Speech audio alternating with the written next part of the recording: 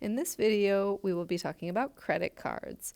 Our goal is to find the interest, the balance due, and the minimum monthly payment for credit card loans. So hopefully we know a little bit about credit cards already and know the difference between a credit card and a debit card. A debit card is linked to your checking account, which is money you actually have in the bank. So when you use your debit card, you're spending the money that you actually have. When you use a credit card, you are spending money that you don't necessarily have, and the credit card company is essentially lending you that money. And hopefully you are not spending more on your credit card than you have, because it's best to pay off your credit card bill every month if you can. If you don't pay it off every month, then you get charged interest. And you will always be required, if you can't pay off the whole balance, you do have to make a minimum monthly payment that depends on the unpaid balance and the interest rate. If you don't pay your minimum monthly payment, then you could hurt your credit score, which is dangerous for your future, because you want to have a good credit score when you want to get a car loan or get a mortgage. So it's important to be really responsible with your credit cards.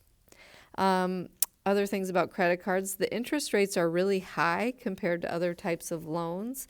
The interest rate is a monthly interest rate. Everything we've done so far in this unit has been an annual interest rate. So all our time was in years, not months. Well, for credit cards, time is in months. So I looked up my own credit card interest rate for my Costco credit card, and it's 1.63%, which doesn't sound very high, but that is a monthly interest rate.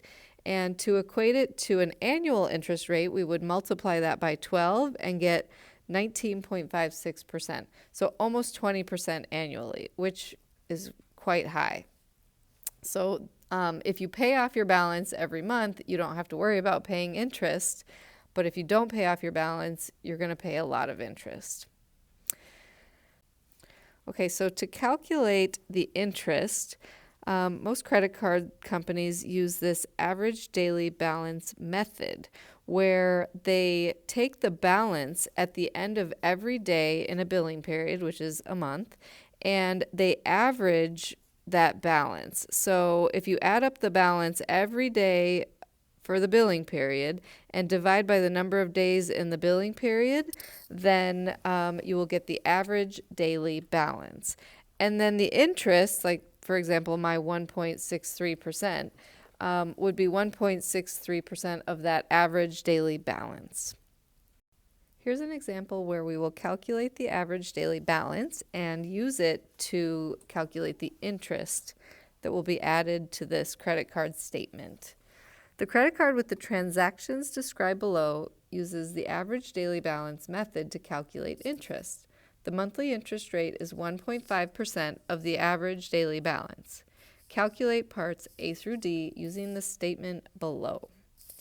So we're going to find the average daily balance for the billing period. To do that, we need to figure out what the balance was throughout the month and how many days each balance lasted. So the previous balance from, looks like February, was $6,210. And this person didn't buy anything or make any payments with their credit card until March 5th. So March 1st, 2nd, 3rd, and 4th, the balance was $6,210. And the number of days for that balance was 4 days, March 1st, 2nd, 3rd, and 4th. So for 4 days, there was that balance. But then on March 5th, it changed. On March 5th, they made a payment, and they didn't do anything else till March 7th. So March 5th and 6th, there was a payment. And when there's a payment, we are going to subtract from the balance because the balance goes down. So I'm going to do 6,210 minus 250, and we get $5,960. So the balance on March 5th and 6th was $5,960, and that lasted for 2 days.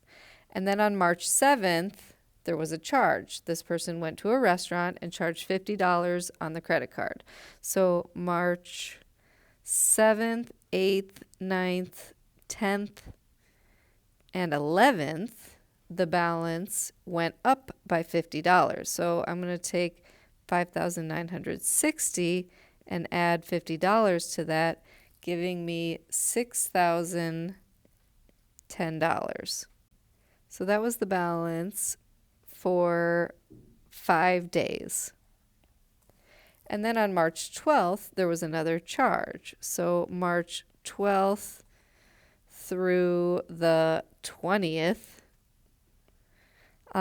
there was groceries added. So I take that $6,010 and I add 80 more to the balance, and we get $6,090. And we have that balance for, well, from the 12th to the 20th, that would be 1, 2, 3, 4, 5, 6, 7, 8, 9 days. So there were 9 days where the balance was $6,090. And then on March 21st, we have another change.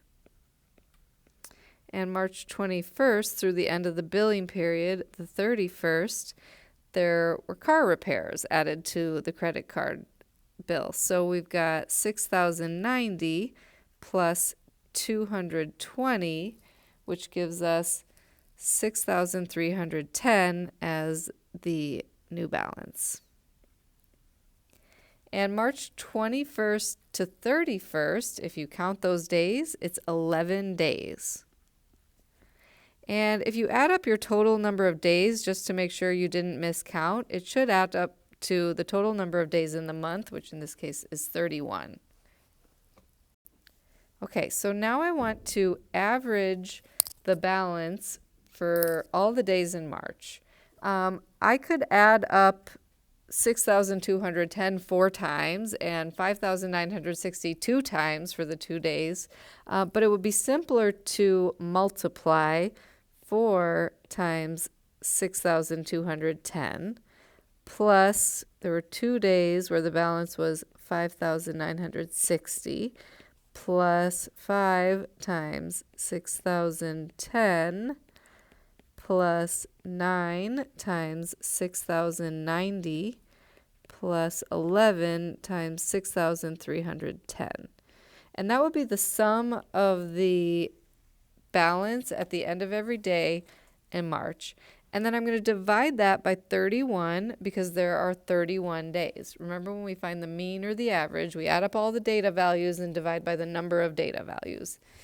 Okay, so that gives us about $6,162.26. And so that would be the average daily balance for this credit card statement. And now to find the interest to be paid on April 1st, the next billing date, we are going to take the average daily balance that we just found, and we're going to find 1.5% of it. So 1.5% of that average daily balance. So we change 1.5% to a decimal, and we get 0.015, and we multiply that by 6,162.26, which gives us $92.43. So that's the amount of interest that would be added onto that credit card bill at the end of that month. Now we're going to find the balance due on April 1st.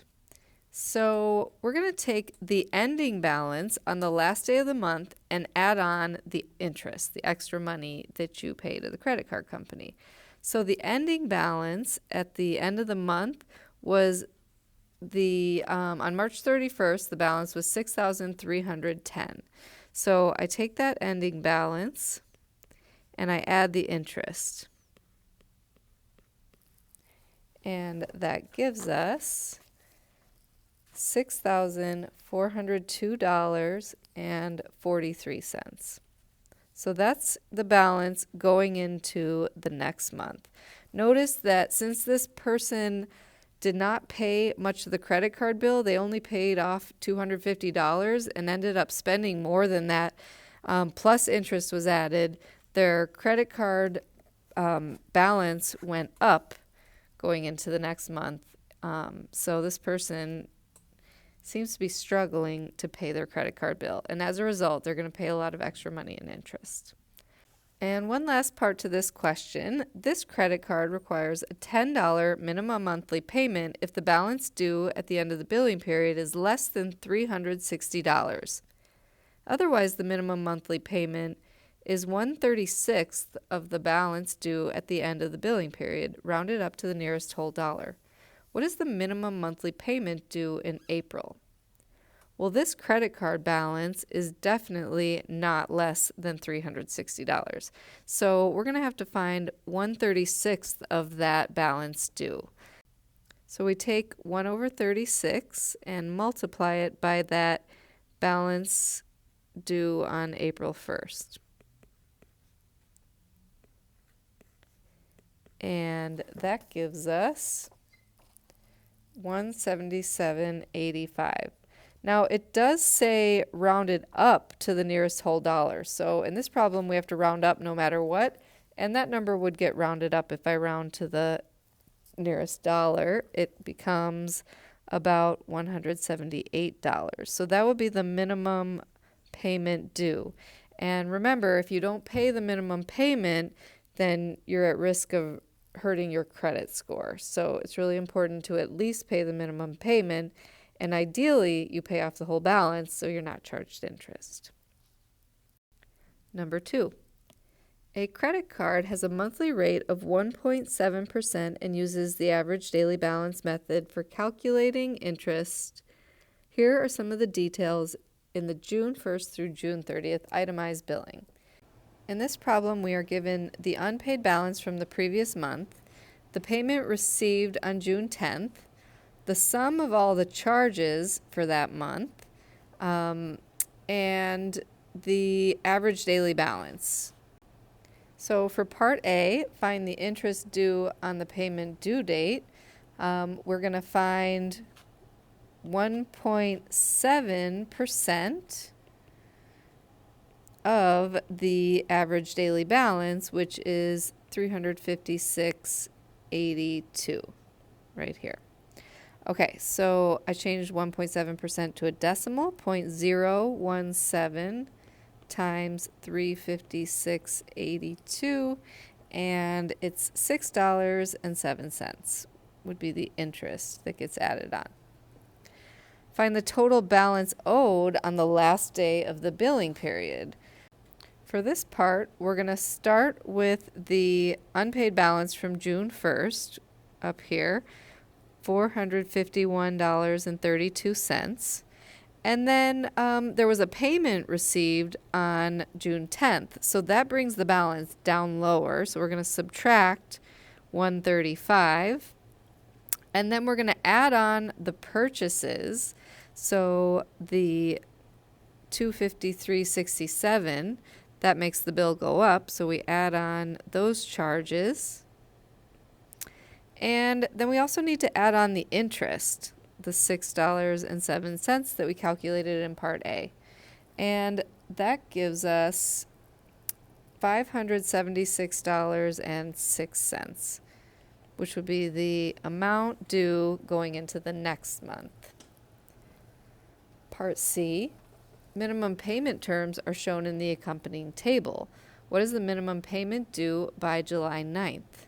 So in this table, based on how much your balance is, there's different charges for each interval. But since this bill is over $500, we're going to be looking at this last row down here. And we have to find 1/10 of the new balance. So we're going to find 1/10 of $576.06. And that gives us, when we round it, 5761.